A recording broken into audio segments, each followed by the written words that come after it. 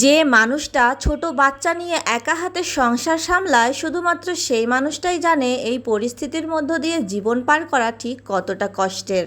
যে মানুষটা চাইলেও প্রতিদিন 3 বেলা টাইম মতো খেতে পারে না, সেই মানুষটার পক্ষে প্রতিদিন সকালবেলা ঘুম থেকে উঠে রুটি বা পরোটা বানানো কিন্তু স্বপ্নের মতো। হ্যালো এভরিওয়ান, আসসালামু আলাইকুম। সবাই কেমন আছেন? আশা করছি সবাই ভালো আছেন। আলহামদুলিল্লাহ, আমরাও অনেক বেশি ভালো আছি। আবারও চলে আসলাম নতুন একটি ভ্লগ ভিডিও নিয়ে। আশা করছি শেষ পর্যন্ত সঙ্গেই থাকবেন। আমার যেহেতু ছোট বাচ্চা আছে, তাই কিন্তু আমি প্রতিদিন চাইলেও সকালবেলা রুটি বা পরোটা বানাতে পারি না। তাই আমি যেই দিন রুটি বা পরোটা বানাই সেদিন কিন্তু একটু বেশি করে বানিয়ে রাখি, যাতে পরবর্তীতে বেশ কয়েকদিন আমার সকালের নাস্তা নিয়ে কোনো চিন্তা করতে না হয়। আগে বানিয়ে রাখা রুটিগুলো শেষ, তাই আবারও নতুন করে 1 সপ্তাহের জন্য রুটি বানিয়ে রাখলাম। আগামী 1 সপ্তাহ সকালবেলার নাস্তা নিয়ে আর কোনো চিন্তা থাকবে না। যদিও বা আমরা প্রতিদিন রুটি খাই না, মাঝে মাঝে আমরা সকালবেলা ভাতও খাই, কিন্তু তারপরেও বানিয়ে রাখি যাতে কোনোদিন কোনো প্রকার সমস্যায় পড়তে না হয়। সকালবেলার খাওয়া দাওয়া শেষ। এদিকে বেসিনে বেশ কিছু হাঁড়ি পাতিল জমা হয়ে গিয়েছিল, সেগুলো পরিষ্কার করে ধুয়ে সুন্দর করে র্যাকে গুছিয়ে রাখলাম। আর আমি আগামী দিনের জন্য যে রুটিগুলো বানিয়েছিলাম সেগুলো কিন্তু আমি এপিট ওপিট হালকা করে সেকে তারপরে ফ্যানের নিচে ঠান্ডা করতে দিয়েছিলাম। আর সেই রুটিগুলো কিন্তু ঠান্ডা হয়ে গেছে। যেহেতু আমি বক্সে করে রুটিগুলো ফ্রিজে রাখবো, তাই বক্সের মধ্যে প্রথমেই 2টা টিস্যু বিছিয়ে নিলাম। এই টিস্যু 2টা বিছানোর কারণ হচ্ছে রুটির বক্স ফ্রিজে রাখলে কিন্তু বক্সের গায়ে হালকা হালকা পানি জমে যায়, আর এই পানিগুলো পড়ে কিন্তু বক্সে রাখা রুটিগুলোর মধ্যে সবচেয়ে নিচের যে রুটিটা, সেই রুটিটা কিন্তু ভিজে একদম স্যাঁতস্যাঁতে হয়ে যায়। আর বক্সের নিচে টিস্যু বিছিয়ে দিলে কিন্তু সব রুটিগুলোই অনেক শুকনো শুকনো থাকে। যাই হোক, এদিকে বক্সে বিস্কুট শেষ হয়ে গেছে, আর আমার মেয়ের এই বিস্কুটগুলো অনেক বেশি পছন্দ, তাই আমি সবসময় বক্সে এই বিস্কুটগুলো ভরিয়ে রাখি, কারণ তার যখনই মনে হবে সে বের করে খেয়ে নেবে। আর কয়েকদিন থেকে যে পরিমাণে গরম পড়েছে, এই গরমে কিন্তু শরীর একদম ভাজা ভাজা হয়ে গেছে।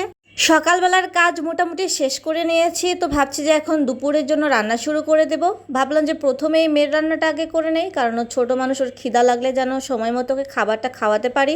তো আজ দুপুরে ওর জন্য খিচুড়ি রান্না করব, তাই সবজিগুলো কেটে প্রেশার কুকারে সব কিছু একবারে দিয়ে হাত দিয়ে মেখে নিলাম। প্রেশার কুকারে রান্না করলে খুব তাড়াতাড়ি হয়ে যাবে আর সময়ও বেঁচে যাবে অনেক।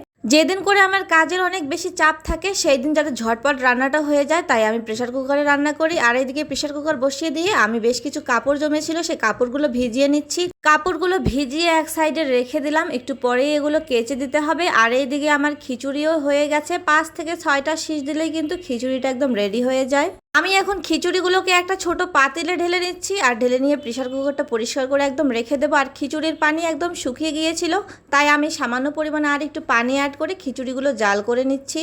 আর এইদিকে ফিল্টারে পানি শেষ হয়ে গেছে, তাই আমি এখন ফিল্টারে পানি ঢেলে নিচ্ছি। এই কাজটা কিন্তু বেশিরভাগ সময় আরিশার বাবাই করে থাকে, তো আজ তার মনে ছিল না, তাই আমি সেই কাজটা করে নিলাম। মেয়ের কোনো সারা শব্দ পাচ্ছিলাম না, তাই রুমে গিয়ে দেখি সে রুমে নেই। পরে ব্যালকনিতে গিয়ে দেখি সে বৃষ্টিতে ভিজছে। বাহিরে প্রচুর পরিমাণে বৃষ্টি হচ্ছিল, আর সে ব্যালকনিতে গিয়ে বৃষ্টিতে ভিজছিল। বৃষ্টি আসলে সে অনেক বেশি খুশি হয়ে যায়, আর ব্যালকনিতে গিয়ে বৃষ্টির পানি হাত দিয়ে ধরার চেষ্টা করে। তার বৃষ্টিতে ভেজা দেখে কিন্তু আমারও ছোটবেলার কথা মনে পড়ে যাচ্ছিল। আমিও কিন্তু ছোটবেলায় বৃষ্টি আসলেই বৃষ্টিতে ভিজতে চলে যেতাম। বাহিরে কিন্তু প্রচুর পরিমাণে বৃষ্টি হচ্ছিল, বৃষ্টিতে একদম আরিশা ভিজে গিয়েছে ব্যালকনিতেই। সে কিন্তু কিছুতেই রুমে আসতে চাচ্ছিল না, তাকে একদম জোর করে রুমে নিয়ে এসেছি আর কাপড় চেঞ্জ করে দিয়েছি, না হলে কিন্তু তার ঠান্ডা লেগে যাবে। মেয়ের জন্য রান্না যেহেতু করে নিয়েছি, তাই ভাবলাম যে আগে রুম গুছিয়ে বাসাটা পরিষ্কার করে নেই, তারপর দুপুরে আমাদের জন্য রান্না করব। আসলে আমার সব কিছু এলোমেলো অগোছালো দেখতে একদমই ভালো লাগে না, তাই ভাবলাম যে আগে সব কিছু গুছিয়ে পরিষ্কার করে নেই, তারপর না হয় আমাদের জন্য রান্না করব। রুম গুছিয়ে ঝাড়ু দিয়ে তারপরে আমি রান্নাঘরে চলে গিয়েছি রান্না করার জন্য। আজ রান্না করব ব্রয়লার মুরগির মাংস। আমার কিন্তু ব্রয়লার মুরগির মাংস খেতে খুবই ভালো লাগে, আমার মেয়েও পছন্দ করে। আরিশার বাবা আগে খেতে চাইতো না, সেও এখন একটু একটু খায়। আমি কিন্তু মাংসগুলো খুব ভালোভাবে ধুয়ে পরিষ্কার করে নিয়েছি, আর এইদিকে মাংস রান্নার জন্য মশলাগুলো রেডি করে নিয়েছি। মশলাগুলো আগে থেকে রেডি করে নিলে কিন্তু রান্না করা অনেক সহজ হয়ে যায়। তারপর আমি প্যানে মুরগির মাংসগুলো দিয়ে একে একে সব মশলাগুলো অ্যাড করে দিচ্ছি। আমি কিন্তু আজকে হাত দিয়ে মাখিয়ে মাংসটা রান্না করব, কারণ হাত দিয়ে মাখিয়ে মাংস রান্না করলে আমার কাছে খেতে অনেক বেশি মজা লাগে। আর এইভাবে রান্না করলে আমার মনে হয় যে রান্নার সময় ঝামেলাও কম হয়, আবার আমাদের একটু সময়ও বেঁচে যায়। যাই হোক, মাংসগুলোকে হাত দিয়ে খুব ভালোভাবে মাখিয়ে তারপর আমার হাতে লেগে থাকা মশলাগুলোকে একটু সামান্য পানি দিয়ে ধুয়ে মাংসগুলো আমি বসিয়ে দিয়েছি। আর এই তো দেখেন, মাংস থেকে বেশ কিছু পানি বেরিয়েছে, আর এই পানিগুলো দিয়েই কিন্তু মাংসটা খুব ভালোভাবে ভুনা হয়ে যাবে। মাংসগুলো ভুনা হওয়ার মাঝামাঝি সময়ে আমি বেশ কিছু আলু দিয়ে দিলাম এখানে। প্রথমেই দিলে কিন্তু আলুগুলো শেষের দিকে গিয়ে একদম গলে যায়। এখন আমি মাংসর সাথে আলুগুলোও বেশ কিছুক্ষণ ভুনা করে নিয়ে তারপর এখানে ঝোলের জন্য একবারে সামান্য পরিমাণে একটু পানি দিয়ে দেব। আমি কিন্তু এখানে খুব সামান্য পরিমাণে পানি দেব, কারণ বেশি পানি দিলে ব্রয়লার মুরগির মাংস একদম নরম হয়ে যায়, তাহলে খেতে কিন্তু একদমই ভালো লাগে না। এই তো আমার রান্না কমপ্লিট হয়ে গেছে। রান্নাটা কেমন হয়েছে অবশ্যই কমেন্ট করে জানাবেন। আজকের ভিডিও এ পর্যন্তই। দেখা হবে পরবর্তীতে অন্য কোনো নতুন ভিডিওতে। সে পর্যন্ত সবাই ভালো থাকবেন, সুস্থ থাকবেন আর আমাদের জন্য অনেক বেশি দোয়া করবেন। আল্লাহ হাফেজ।